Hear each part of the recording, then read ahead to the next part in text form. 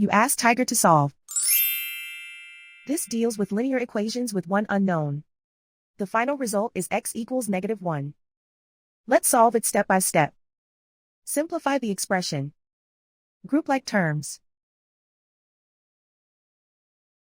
Simplify the arithmetic. Group all constants on the right side of the equation. Subtract 14 from both sides.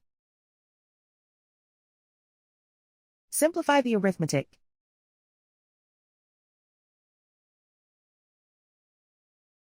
Isolate the x.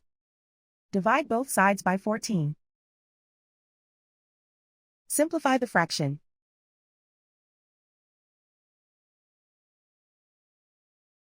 And so the final result is x equals -1.